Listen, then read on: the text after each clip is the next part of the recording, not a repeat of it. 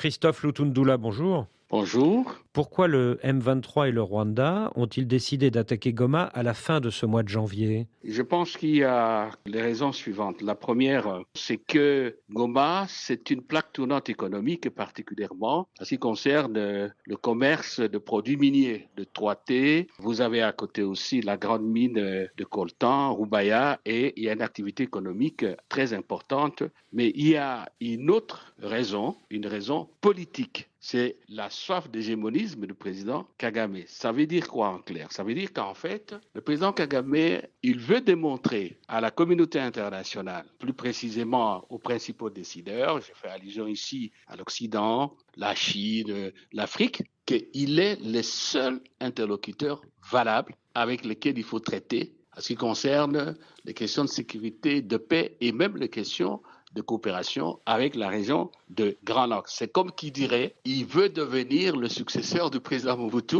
qui a joué le même rôle pendant la période de la guerre froide. La succession, évidemment, que nous n'avons pas su assumer pour des raisons évidentes. Donc là, vous voulez parler de la région des Grands Lacs, c'est moi, Kagame. C'est moi qui maîtrise tout. C'est avec moi qu'il faut traiter. Le Congo, ses richesses, passées par moi. Toujours sur le plan politique, en fait, il veut humilier le peuple congolais et le président Tshisekedi, en obligeant le président Tshisekedi de négocier avec ses protégés qui constituent son cheval de Troie, les M23. Oui, alors cette attaque survient en effet 5 semaines après l'échec de la rencontre de Luanda, où Paul Kagame avait exigé que Félix Tshisekedi ouvre un dialogue avec les rebelles du M23. Le président congolais avait refusé. Est-ce qu'aujourd'hui Paul Kagame cherche à imposer ce dialogue par la force? Mais il ne s'en est jamais caché. Il a toujours dit qu'il n'y aura pas de solution s'il n'y a pas de négociation directe avec les M23. Mais là, je crois qu'il se trompe. Le président Tshisekedi, il a des fondamentaux. Quand il dit que c'est la ligne rouge, je crois que j'ai travaillé avec lui pendant 3 ans. Ce sont des lignes, pas seulement le dialogue, l'intégrité territoriale, la souveraineté. Je ne crois pas du tout que Tshisekedi va accepter. Il est vraiment catégorique et il sera toujours le fils de son père. Donc vous pensez que Félix Tshisekedi va refuser ce dialogue direct avec le M23, mais le Kenya annonce que les deux présidents, Félix Tshisekedi et Paul Kagame, ont accepté de se rencontrer demain, mercredi. Comment expliquez-vous que ce qui n'était pas possible le 15 décembre dernier le devienne cette semaine? Bon, écoutez, il y a la conjoncture politique. Et il faut dire aussi que le président Kagame n'a jamais accepté la médiation du président Lorenzo.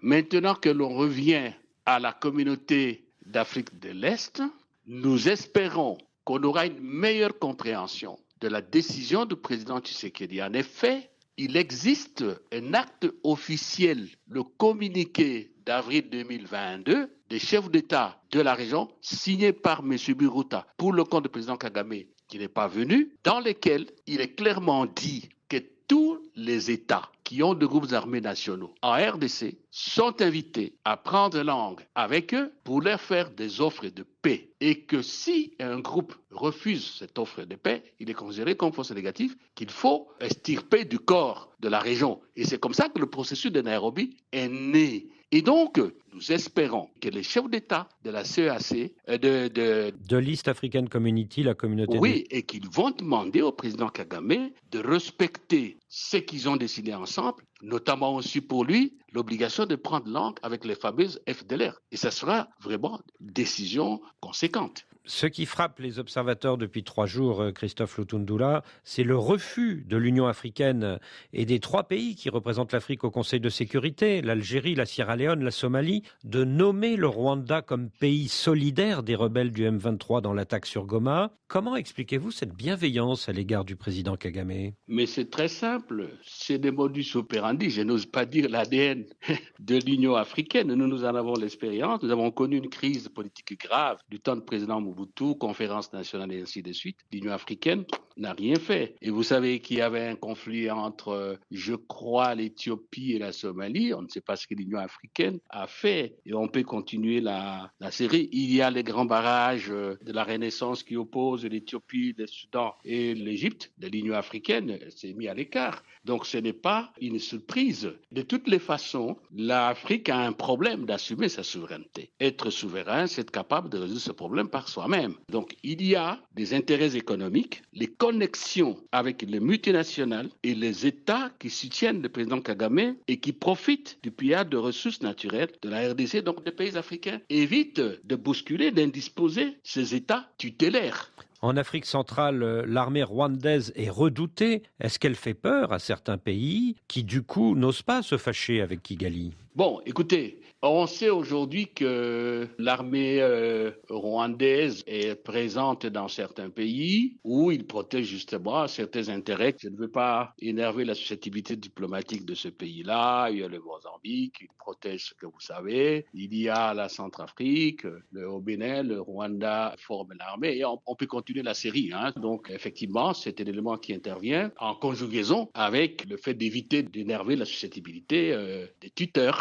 Visiblement, Paul Kagame a attendu l'arrivée de Donald Trump à la Maison-Blanche avant de donner son feu vert à cette attaque sur Goma. Est-ce que c'est à vos yeux une simple coïncidence ? En politique, il n'y a rien de fortuit. Il faut quand même noter qu'il y a plusieurs flottements au niveau des États-Unis. Et vous savez aussi que les républicains ne sont pas particulièrement amis à M. Kagame depuis son arrivée au pouvoir au Rwanda. Ce sont plutôt des démocrates qui sont ses amis. Et donc, il y a un flottement de ce côté. On ne peut pas non plus ne pas citer la turbulence politique. Et donc, il y a ce concours de circonstances. Bon, peut-être que, pas peut-être, il en profite. Je pense que dans l'analyse de M. Kagame, ces éléments ne sont pas totalement étrangers. Dans quel sens ? Dans le sens de dire, je fais mon petit coup, je place tout le monde devant un fait accompli. Bon, le temps que les uns et les autres jettent un regard sur le dessus de Congo, moi, j'aurais déjà planté le décor. C'est cela. Je sais qu'il fait aussi que, bon, il tient à avoir Goma. En 2012, quand le M23 s'était emparé de Goma, Barack Obama avait exercé une grosse pression sur Paul Kagame pour que les rebelles se retirent de la ville et cela avait marché.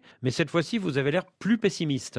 Bon, c'est pas que j'ai l'air plus pessimiste. Je vois les faits qui sont là. Ce n'est pas Barack Obama qui est au pouvoir. Ensuite, je crois que dans les circonstances actuelles, on doit être un peu plus ferme au niveau des décideurs. Et je crois que dans ce sens-là, tous les mécanismes de vérification qui ont été mis en place ne valent pas de la peine. Il faut les remplacer, à mon avis, par un dispositif de garantie mutuelle. Qu'est-ce que je veux dire par là ? Si on peut déployer le long de la frontière RDC-Rwanda une force internationale tampon, garantie par le Conseil de sécurité, l'Union européenne et peut-être l'Afrique avec le Conseil de paix et sécurité, de manière que le Rwandais sorte et que cette force garantisse qu'il n'y aura pas d'incursion parce que le Rwanda parle d'FDLR. Que de notre côté, le Rwanda va sortir, le M23 va se replier, rentrer dans ses positions d'antan et cette force va créer les conditions du dialogue avec le Rwanda. Il faut ouvrir cette perspective-là, mais semble-t-il.